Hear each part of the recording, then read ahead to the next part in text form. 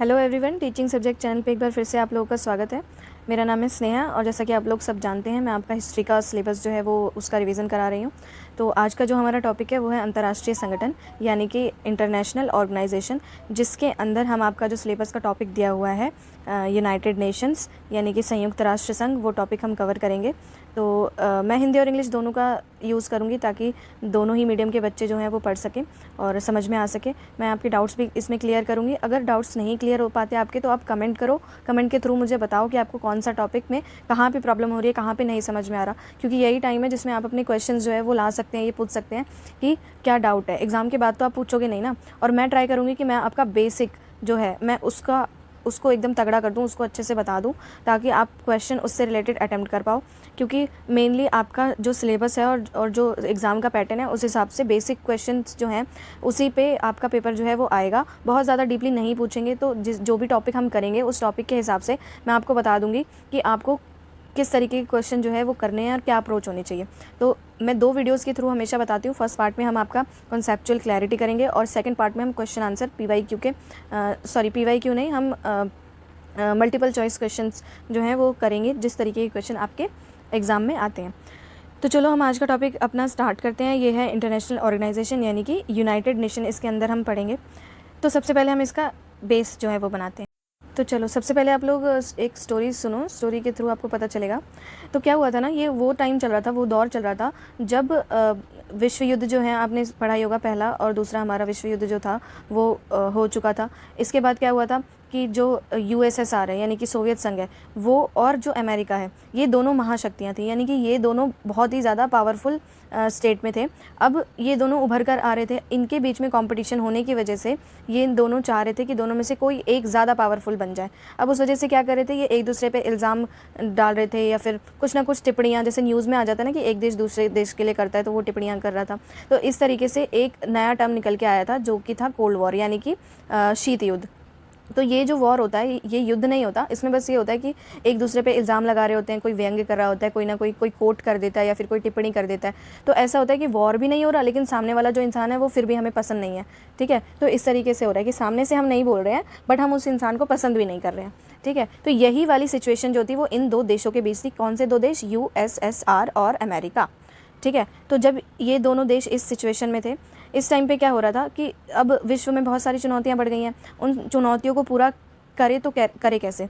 ठीक है, तो ये सिचुएशन सही करने के लिए हमें चाहिए था किसी ना किसी इंटरनेशनल ऑर्गेनाइजेशन की मदद चाहिए थी, कि कोई ना कोई एक ऐसा संगठन हो जो कि हमारे पास हो, हम अपनी प्रॉब्लम्स को उसमें बता सकें, अलग अलग देश अपनी प्रॉब्लम्स बता सकें, अलग अलग देश अपनी प्रॉब्लम्स बता सकें और उसका एक कॉमन सल्यूशन निकल के आ जाए जिस पे सभी देश सहमत हों और जो भी प्रॉब्लम सामने आ रही है उसका हल हमें मिल जाए। ठीक है, उसका सल्यूशन हमें मिल जाए। इसके लिए जो था सारे देश एक अंतर्राष्ट्रीय संगठन को लेकर के, उसके बनाने को लेकर के सहमत हुए और उन्होंने बोला कि हम इस अंतर्राष्ट्रीय संगठन के रूप में, हम एक असेंबली, जनरल असेंबली होती है इंटरनेशनल ऑर्गेनाइजेशन में, उसके थ्रू हम कोई ना कोई डिसीजन लेंगे जिस पे सभी सहमत होंगे और उसके बाद ये जो वर्ल्ड चल रहा है उसमें जो भी चीज़ें होनी चाहिए या जो नहीं होना चाहिए उसका हम डिसीजन लेंगे, बट एक ग्रुप के रूप में। एक चलो अब हम कुछ पॉइंट्स निकालते हैं कि इंटरनेशनल ऑर्गेनाइजेशन जो होता है हमें उसकी ज़रूरत क्यों होती है।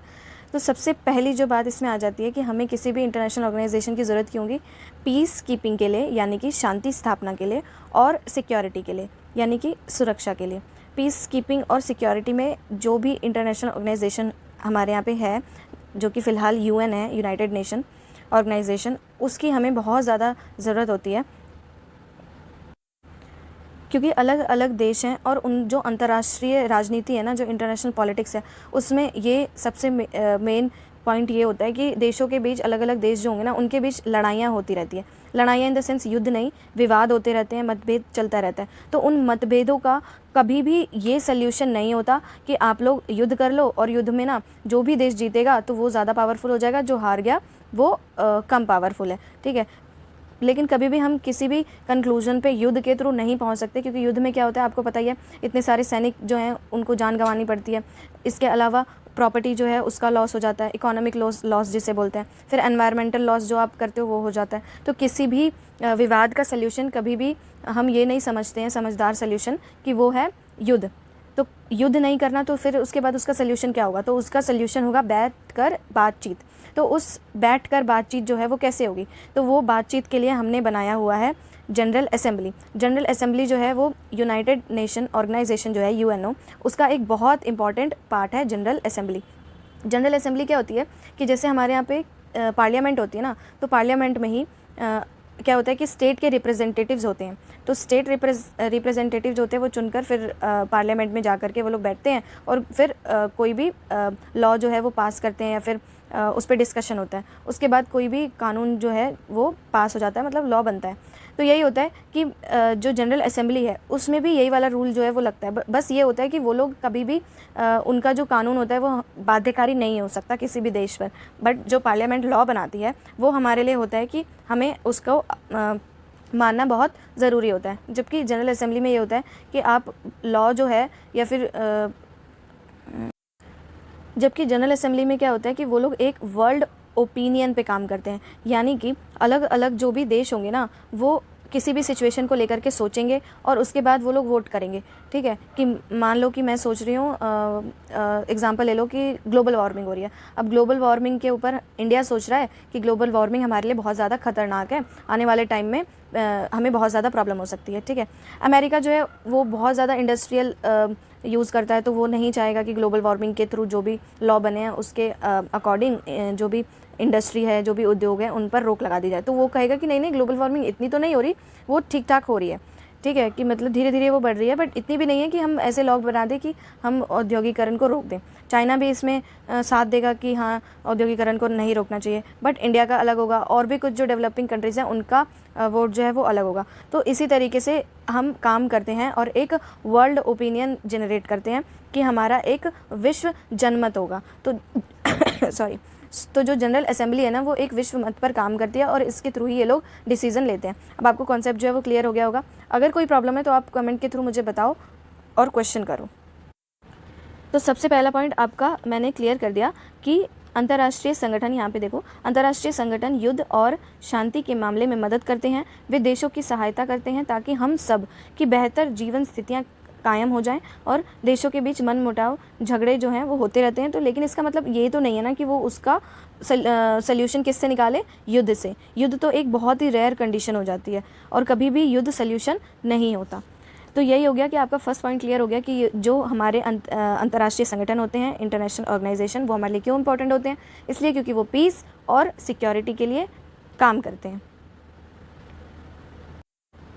अब इसका सेकंड पॉइंट आ जाता है। सेकंड पॉइंट में हमें ये समझना है कि इंटरनेशनल ऑर्गेनाइजेशन हमारे सोशल, इकोनॉमिकल और जो भी हमारे ह्यूमन प्रॉब्लम्स जो होती है ना उनके सल्यूशन निकालने के लिए बहुत ज़्यादा इंपॉर्टेंट होते हैं। समझ में आ रहा है? सोशल, इकोनॉमिकल और ह्यूमन प्रॉब्लम्स जो होती हैं उनका एक सल्यूशन निकालने के लिए, एक सल्यूशन पे आने के लिए ये बहुत ज़्यादा इंपॉर्टेंट होते हैं। जैसे कि क्या होता है कि कई बार बहुत बड़ी प्रॉब्लम्स होती हैं, इतनी बड़ी समस्याएं होती हैं जिनका सल्यूशन सिर्फ एक देश मिलकर के नहीं ले सकता। तो उसमें क्या ज़रूरत होती है कि अलग अलग देश मिलकर जुड़कर सामने आए और फिर उसके ऊपर वो लोग काम करें। और जब वो काम करेंगे तो फिर जो सल्यूशन निकलेगा ना उससे सभी देशों को फ़ायदा होगा। जैसा कि मैं आपको एक करंट का एग्जाम्पल देती हूँ कि जब कोरोना आया था तो उसकी वैक्सीन्स अलग अलग देश जो हैं वो बना रहे थे, लेकिन ऐसा नहीं था कि ऐसा हो गया था कि जो देश बना रहा है वही उसको यूज़ करेगा। क्या हुआ था कि WHO जो कि यूनाइटेड नेशन की है एक ऑर्गेनाइजेशन, मतलब एक उसका पार्ट है, WHO ने ये बोला था कि जो भी कंट्री बना लेगी उसके बाद वो बाकी कंट्री जो भी हैं,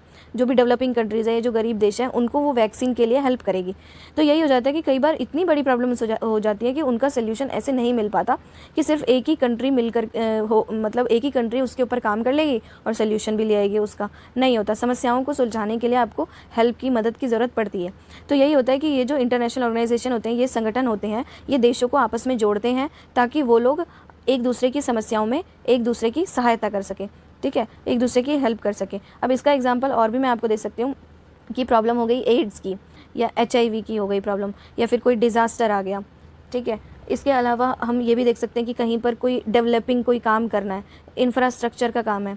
ठीक है, पैसे की ज़रूरत पड़ गई, मतलब फाइनेंशियल हेल्प चाहिए होगी, अगर कहीं पे कहीं भुखमरी आ गई, तो ये सब जो हैं वो अलग अलग देश की अलग अलग सिचुएशन में प्रॉब्लम्स हो सकती हैं। लेकिन उनका सल्यूशन कैसे निकलेगा? जब अलग अलग देश मिल कर के साथ में आएंगे और जुड़ कर के काम करेंगे। तो जब वो जुड़ेंगे तो इसका सल्यूशन निकल के आएगा। तो दूसरा भी हमारा पॉइंट क्लियर हो गया कि ये लोग सामाजिक, आर्थिक मानवीय समस्याओं का निवारण करने के लिए ज़रूरी होते हैं।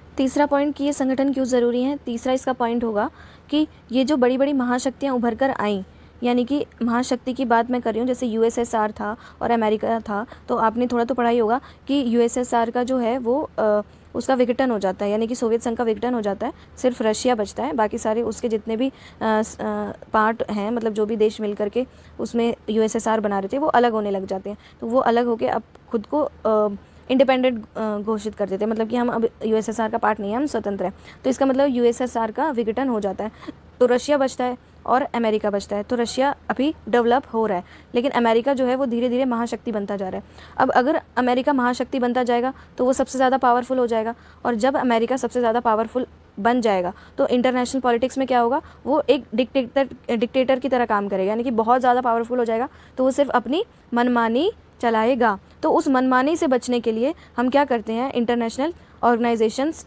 बनाते हैं, ताकि कोई भी एक लौता देश जो है वो कभी भी मनमानी ना कर सके। कोई ना कोई ऐसी ऑर्गेनाइजेशन हो जो उन पे नज़र रखे, ये देखे कि वो किसी और देश पर कोई मनमानी तो नहीं कर रहे हैं, उनके न्याय का उल्लंघन तो नहीं कर रहे हैं, ठीक है। तो इस तरीके से जो है हमें इंटरनेशनल ऑर्गेनाइजेशन की ज़रूरत होती है। उसका थर्ड पॉइंट हमने पढ़ लिया कि क्यों ज़रूरत होती है, क्योंकि हम अमेरिका और उसके जो सहयोगी राष्ट्र हैं उनकी मनमानी को रोक सकें। अब दोबारा से आप एक स्टोरी सुनो जिसके थ्रू हम ये जानेंगे कि संयुक्त राष्ट्र संघ की स्थापना कैसे हुई और वो कैसे बना। तो थोड़ा सा हम इसकी हिस्ट्री को जान लेते हैं। संयुक्त राष्ट्र संघ से पहले एक और राष्ट्र संघ था जो कि था league of Nations. League of Nations क्या था, वो बना था फर्स्ट वर्ल्ड वॉर जो था ना उस टाइम पे बना था। फर्स्ट वर्ल्ड वॉर क्या हुआ था, जब प्रथम विश्व युद्ध हुआ था, तो उस टाइम पे ये बना था कि इस होप से कि ये ना हमें इस युद्ध से बचाएगा और हमारी सुरक्षा करेगा, क्योंकि युद्ध में बहुत ज़्यादा प्रॉपर्टी और बाकी चीज़ों का लॉस होता है, वो सब हमें नहीं झेलना। तो ये सारे देशों में बातचीत करवाएगा और एक उसका शांतिपूर्ण उसका समस्या का समाधान निकलेगा। लेकिन वो नहीं हो पाया, फर्स्ट वर्ल्ड वॉर को हम रोक नहीं पाए, वो हो गया और उसमें बहुत ज़्यादा मतलब जनहानि और प्रॉपर्टी लॉस सब कुछ बहुत ज़्यादा हुआ था। अब इससे क्या हुआ कि लोगों का इससे विश्वास उठ गया। अब इन्होंने सोचा कि कुछ बदलाव की ज़रूरत है, तो हम अब एक नया संगठन स्थापित करेंगे। सभी देशों का विश्वास इस संगठन से इसलिए उठ गया क्योंकि इन लोगों ने फर्स्ट वर्ल्ड वॉर के टाइम पे इसको बनाया था और ये चाह रहे थे कि सेकेंड वर्ल्ड वॉर की अब कोई भी ज़रूरत नहीं पड़ेगी, सेकेंड वर्ल्ड वॉर नहीं होगा। लेकिन ऐसा कुछ नहीं हुआ, फर्स्ट वर्ल्ड वॉर तो हुआ ही हुआ, सेकेंड वर्ल्ड वॉर भी हुआ। इस वजह से क्या था कि सब बहुत ज़्यादा हताश हो गए और ये जान गए कि ये जो संगठन है वो बिल्कुल भी काम नहीं कर पा रहा है। तो अब इस वजह से इसका सलूशन क्या निकाला कि अब हम यूनाइटेड नेशन यानी कि संयुक्त राष्ट्र संघ की स्थापना करेंगे और नए तरीके से ये प्रयास करेंगे कि समस्याओं का समाधान हो सके और युद्ध की कभी भी आवश्यकता ना पड़े, तीसरे विश्व युद्ध की तो बिल्कुल भी नहीं। तो अब हम देखते हैं कि इसमें कौन सी इंपॉर्टेंट डेट्स हैं। आपकी ये ना बुक है 12th क्लास की कंटेम्प्रेरी वर्ल्ड पॉलिटिक्स, उसका ये 6th चैप्टर है। तो है ये पॉलिटिकल साइंस का चैप्टर, बट ये आपके हिस्ट्री के टॉपिक में है, तो आप इस बुक से इसको क्लियरली पढ़ लेना। एनसीईआरटी की ये बुक है, ये आप देख सकते हो, एनसीईआरटी की आपकी बुक है पूरी। मैं एनसीईआरटी से ही आपके क्वेश्चंस क्लियर करा रही हूँ, तो इसको आप एक बार ले करके ये चैप्टर फटाफट से पढ़ लेना। तो अब हम इसकी डेट्स देखते हैं। डेट्स में सबसे इम्पॉर्टेंट डेट्स ये आ जाती है कि कब कब इसका चार्टर आया, कब इसकी घोषणा पत्र आए और कब जो संयुक्त राष्ट्र संघ था उसकी स्थापना हुई। तो 24 अक्टूबर 1945 में संयुक्त राष्ट्र संघ की स्थापना हो गई थी और इसी को संयुक्त राष्ट्र दिवस मनाया जाता है 24 अक्टूबर को, ठीक है। तो ये वाला क्वेश्चन जो है वो बार बार आता है, अलग अलग एग्जाम्स में पूछा जाता है, तो इसको एक बार अच्छे से मतलब रट लेना एकदम इसको। और ये अगला क्वेश्चन इस पे आ जाता है कि भारत जो है वो संयुक्त राष्ट्र संघ में कब शामिल हुआ था, कब हुआ था, 30 अक्टूबर 1945 को। तो अब आप समझ पा रहे हो कि यूनाइटेड नेशन ऑर्गेनाइजेशन के जन्म का मतलब कि जो ये बनाया गया उसके पीछे क्या क्या कारण थे। तो फर्स्ट कारण तो आप इसका यही समझ लो कि वो लोग और ज़्यादा मृत्यु या फिर और ज़्यादा विनाश नहीं चाहते थे, वो लोग शांति की स्थापना चाहते थे, तो इस वजह से इसका निर्माण हुआ। दूसरा ये कि वो युद्ध देख चुके थे और उस युद्ध की वजह से और जितने भी विवाद हो रहे थे उससे क्या होता है कि ह्यूमन राइट्स का हनन हो रहा था। तो ह्यूमन राइट्स की सुरक्षा के लिए, मानवाधिकारों के हनन को रोकने के लिए वो लोग चाहते थे कि न्याय की स्थापना हो, सामाजिक क्षेत्र में, आर्थिक क्षेत्र में न्याय की स्थापना की ज़रूरत थी। इसलिए इसका सल्यूशन उन्होंने सोचा कि हम यूनाइटेड नेशन ऑर्गेनाइजेशन की स्थापना करेंगे। वो नहीं चाहते थे कि और ज़्यादा युद्ध हो, उस युद्ध से रक्षा के लिए उन्होंने ये सल्यूशन निकाला था। तो इसके 2-3 यही रीज़न्स हो गए कि क्यों हमें यूनाइटेड नेशन ऑर्गेनाइजेशन की स्थापना हुई थी। तो यही सब इसके बैकग्राउंड में आपने देख लिया। एक बार ये वाला जो पार्ट यहाँ पे दिया हुआ है ये सब आप पढ़ लेना। लीग ऑफ नेशन के टाइम पे क्या हुआ था, उन सारे देशों ने मिलकर काफ़ी सारे समझौते तो किए थे कि हम शांति बनाए रखेंगे, हम लड़ेंगे नहीं, हम आपस में मैत्रीपूर्ण संबंध रखेंगे, लेकिन किसी ने भी उस समझौते को सीरियसली नहीं लिया, उसका पालन नहीं हुआ और उसका फिर परिणाम क्या हुआ, तो युद्ध हो गए। कौन कौन से? फर्स्ट वर्ल्ड वॉर हो गया, सेकंड वर्ल्ड वॉर हो गया। अब थर्ड वर्ल्ड वॉर ना हो इस वजह से यूनाइटेड नेशन ऑर्गेनाइजेशन बनाया गया। तो ये यूनाइटेड नेशन ऑर्गेनाइजेशन की अब क्या जिम्मेदारी है? ये जिम्मेदारी है कि ये लोग जो भी अग्रीमेंट करेंगे देश आपस में मिल करके, यानी कि जो भी समझौता करेंगे वो सभी देश बहुत ही ज़्यादा सम्मान से उसका पालन करेंगे और आपस में सभी देश जो है वो मैत्रीपूर्ण संबंध बना करके रखेंगे। समझ आ रहा है? अब जो मैंने आपको जनरल असेंबली बताई थी, जिसका स्ट्रक्चर मैंने पार्लियामेंट के एग्जाम्पल के थ्रू आपको समझाने की कोशिश की थी, उसका देखते हैं हम कि क्या उसका स्वरूप है, क्या उसका संगठन है। तो उसमें कौन कौन सी काउंसिल जो है वो शामिल है। तो सबसे पहले तो ये देखो, इंटरनेशनल कोर्ट ऑफ जस्टिस। अब जैसे इंडिया में कोर्ट है ना, मतलब यहाँ पर हमें हमारी सुप्रीम कोर्ट है, फिर हाई कोर्ट है, इस तरीके से। तो ये है इंटरनेशनल कोर्ट ऑफ जस्टिस। तो जो वर्ल्ड में प्रॉब्लम होती है ना, जैसे ह्यूमन राइट्स जो है उसका हनन हो रहा है, तो कहाँ पर जाएंगे? अगर कोई अंतर्राष्ट्रीय मामला है वो, तो international court of world justice में जाएंगे। या फिर जैसे मान लो कोई कश्मीर का मुद्दा जब आ जाता है, तो पाकिस्तान और इंडिया दोनों के बीच में प्रॉब्लम हो जाती है। तो पाकिस्तान और इंडिया ये तो दो अलग देश हो गए, तो इसका सल्यूशन कैसे निकलेगा? तो ये निकलेगा इस इंटरनेशनल कोर्ट से।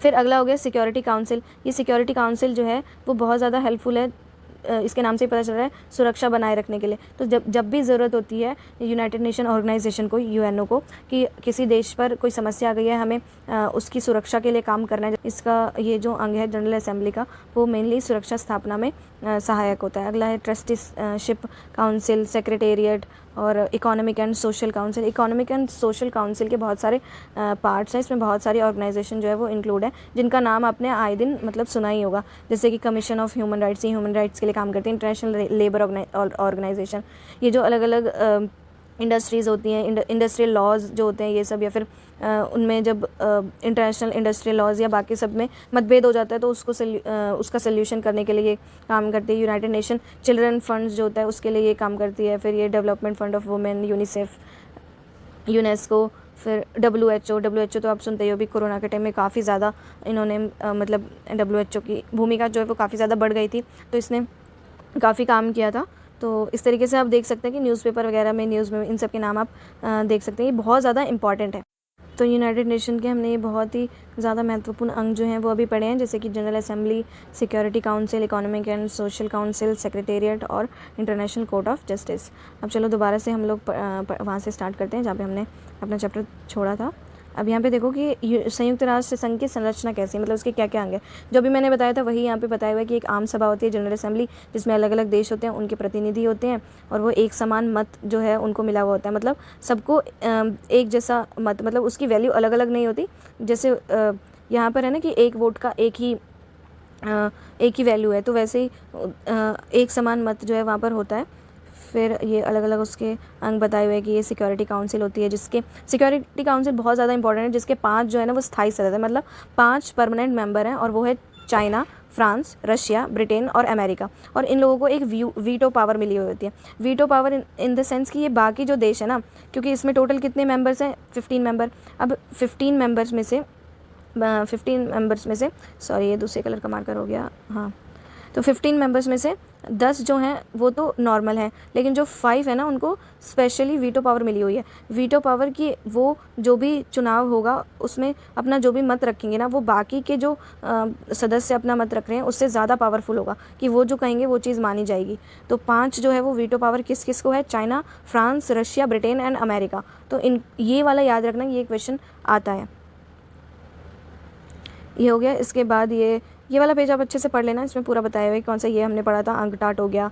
एनवायरनमेंट से रिलेटेड कौन काम करता है, तो united nation environment programme, united nation development programme, UNICEF जो भी मैंने बताया था, तो ये सब UNHCR, तो ये सब पढ़ लेना आप, ठीक है। इनकी कई बार फुल फॉर्म आ जाती है कि अंकटाड की फुल फॉर्म क्या है, UNDP की फुल फॉर्म क्या है, तो इसकी फुल फॉर्म याद रख लेना। WTO वर्ल्ड ट्रेड ऑर्गेनाइजेशन, ये भी बहुत इंपॉर्टेंट है। तो मेनली आपके में ज़्यादा इसका यही आएगा कि इसकी फुल फॉर्म बताओ आप। इसकी अलग अलग एजेंसीज़ भी हैं, जैसे मैंने आपको बताई थी इंटरनेशनल लेबर ऑर्गेनाइजेशन, फिर UNESCO, WHO, IMF, international monetary fund, तो ये सब आप एक बार इन सब की फुल फॉर्म देख लेना। अब यहाँ पे थोड़ी सी फैक्चुअल इन्फॉर्मेशन आपको दी हुई है कि 2011 में संयुक्त राष्ट्र संघ के जो सदस्य थे, उन सदस्य देशों की संख्या 193 थी, और लगभग सभी जो देश हैं वो स्वतंत्र देश शामिल हुए हैं। मतलब इसमें कोई भी ऐसा देश नहीं है जो किसी और देश का उपनिवेश है, जैसे कि ब्रिटेन ने भारत को उपनिवेश बनाया हुआ था बहुत पहले, बट अब भारत जो है वो 1947 में आज़ाद हो गया था। तो ये बता रहा है कि सारे देश जो भी इसमें शामिल है वो स्वतंत्र देश हैं। यूनाइटेड नेशन ऑर्गेनाइजेशन का जो सबसे जाना माना चेहरा होता है, जो कि उसके हेड होते हैं, वो होते हैं हमारे महासचिव, जिनको इंग्लिश में बोलते हैं सेक्रेटरी जनरल। अभी फ़िलहाल जो हमारे महासचिव हैं यूनाइटेड नेशन ऑर्गेनाइजेशन के, वो हैं एंटोनियो गुटेरस, जो कि 9वें महासचिव बने हैं, और इन्होंने कब से अपना पद संभाला था, 1 जनवरी 2017 से। तो ये जो यहाँ पे थोड़े से फैक्ट्स दिए हुए हैं, ये आपको याद होने चाहिए कि वो कहाँ से हैं। जैसे कि यहाँ पे बताया हुआ है कि वे पुर्तगाल से हैं, और यही सब, ये जो जानकारी यहाँ पे दी है, इसको आप अच्छे से पढ़ लेना। इसके अलावा यहाँ पर जो भी मैंने आपको ऑर्गेनाइजेशंस बताई थी ना कि उनकी फुल फॉर्म्स आपके एग्जाम में आ सकती हैं, उनकी यहाँ पे फुल फॉर्म अच्छे से बताई हुई है कि WHO को क्या बोलते हैं, world health organisation, UNDP, united nation development programme, UNHRC, मतलब सबकी यहाँ पे फुल फॉर्म लिखी हुई है। जिसकी फुल फॉर्म आपको ना मिले वो आप गूगल से सर्च करके उसको देखोगे और पढ़ोगे, और जो आपको ना मिले ना तो वो कमेंट कर देना, मैं उसकी ढूंढ के फिर आपको बता दूँगी कि उस ऑर्गेनाइजेशन की फुल फॉर्म क्या है। लेकिन ऐसा नहीं है कि सारी ही ऑर्गेनाइजेशन की फुल फॉर्म्स आप याद कर लेना, ऐसा नहीं होना चाहिए। जो भी आपकी बुक में या फिर सिलेबस से रिलेटेड पार्ट्स में यूज़ हो रहा है, आप उन्हीं की फुल फॉर्म्स याद करेंगे। इसके अलावा जो आपकी बुक है उसमें ना काफ़ी ऐसे बॉक्सेस बने हुए हैं। बॉक्स में जो इन्फॉर्मेशन होती है वो हमेशा इंपॉर्टेंट होती है। जैसे यहाँ पर अंतर्राष्ट्रीय मुद्रा कोष यानी कि IMF के बारे में बताया गया है, इंटरनेशनल मॉनेटरी फंड। तो इसकी यहाँ पे देखो इन्फॉर्मेशन दी हुई है कि ये विश्व की अर्थव्यवस्था के संदर्भ में इसमें ये काम करता है, और ये एक अंतर्राष्ट्रीय मुद्रा कोष है, इंटरनेशनल मॉनेटरी फंड। तो ये जो बॉक्स बनाकर इन्फॉर्मेशन जो दी हुई है उसको आप पढ़ लेना, ये भी इंपॉर्टेंट होती है। और इसमें मेनली इनका नाम या ये क्या करते हैं, किससे रिलेटेड है, उससे ज़्यादा नहीं पूछेगा। और कई बार इनके नाम से भी आपको पता चल रहा होगा। वर्ल्ड बैंक अगर बोल रहे हैं तो वर्ल्ड बैंक भी तो पैसे से रिलेटेड काम करेगा ना, वित्तीय सहायता के लिए काम करेगा, देशों को लोन देने के लिए। वर्ल्ड का पूरे बैंक है, जो छोटे बैंक्स होते हैं वो भी लोन जो है वो देते हैं। तो आप समझ सकते हो कि अगर विश्व का बैंक है तो वो भी ज़रूरत पड़ने पर सहायता करेगा। IMF भी ऐसी ऑर्गेनाइजेशन है। फिर इसके अलावा वर्ल्ड हेल्थ ऑर्गेनाइजेशन की अगर बात हो रही है तो हेल्थ से रिलेटेड वो काम करेगा, तो इनके नाम से भी पता चल जाता है। ये हो गया। इसके अलावा ये जो लास्ट में इसका ये वाला जो टॉपिक है, हम ये अगली क्लास के थ्रू करेंगे, बट मैं आपको यहाँ पर बता दूँगी कि इस बॉक्स में जो बताया गया है, ये बॉक्स में बताया गया है कि संयुक्त राष्ट्र संघ के महासचिव का कार्यकाल बताया हुआ है, और किस कार्यकाल के दौरान कौन से महासचिव थे और किस देश से संबंधित थे, उसका यहाँ पे जानकारी दी हुई है। ये आपको पता होना बहुत ज़्यादा ज़रूरी है, क्योंकि ये सिर्फ आप ही के एग्ज़ाम में नहीं और अलग अलग एग्ज़ाम्स में भी आता है। तो सबसे पहले जो थे वो थे हमारे ली नाम से आप याद कर लेना। वैसे इनका नाम जो है वो पूरा नाम तो यहाँ पे मेरे को खुद भी दिखाई नहीं दे रहा है, सॉरी, बट हाँ, ली जो है हमारे फर्स्ट महासचिव थे। कहाँ से थे ये थे जो हमारे फर्स्ट महासचिव थे वो थे नॉर्वे से, और फिर इसके बाद जो बने वो थे स्वीडन से। ये म्यांमार के थे, तो इसलिए यूथांग, तो ये इसलिए इंपॉर्टेंट हो जाते हैं क्योंकि क्यूबा मिसाइल संकट के समाधान के टाइम पे भी ये थे। तो कुछ ऐसे महासचिव हैं जो कि बहुत ज़्यादा इंपॉर्टेंट कुछ हुआ है ना, मेजर इवेंट उस दौरान अगर रहे हैं तो उनके क्वेश्चंस उन पर क्वेश्चन पूछने के चांसेस बहुत ज़्यादा हो जाते हैं। जैसे ये वाले जो थे वो पेरू से थे, कब से कब तक थे, 1982 से 1991 तक। फिर ये मिस्र से बने हैं। इसके अलावा सबसे ज़्यादा इंपॉर्टेंट अगर मैं कहूँ तो ये जो घाना के हैं हमारे कोफी अन्नान, वो बहुत ज़्यादा इंपॉर्टेंट हो जाता है क्योंकि ये अफ्रीका से हैं। तो अफ्रीका से आप समझ ही रहे हो कि एक ब्लैक पर्सन महासचिव बन रहा है, तो ये बहुत ज़्यादा इंपॉर्टेंट हो जाता है कि अफ्रीकन कंट्री से कोई महासचिव के रूप में सामने आ रहा है, ठीक है। तो ये बहुत ज़्यादा इंपॉर्टेंट है, इनका नाम तो ये याद रख लेना। कोफी अन्नान कब से कब तक, 1997 से 2006 तक रहे हैं। फिर बान की मून बने हैं, और अभी रिसेंटली जो हमारे इस टाइम पे महासचिव हैं वो उनका नाम क्या है, एंटोनियो गुटेरस, जो कि हैं पुर्तगाल से। तो ये याद रखने हैं आपको कुछ फैक्ट्स। अगर आपको कुछ समझ नहीं आ रहा है तो आप कमेंट करके पूछोगे, और वीडियो को लाइक, शेयर एंड सब्सक्राइब करना ना भूलें। टीचिंग सब्जेक्ट्स चैनल को सब्सक्राइब करें, आपका पूरा रिवीजन इस पर प्रोवाइड कराया जाएगा। चलिए, अब तक वीडियो को देखने के लिए थैंक यू, और हमारे साथ बने रहिए और अपना रिवीजन करते रहिए।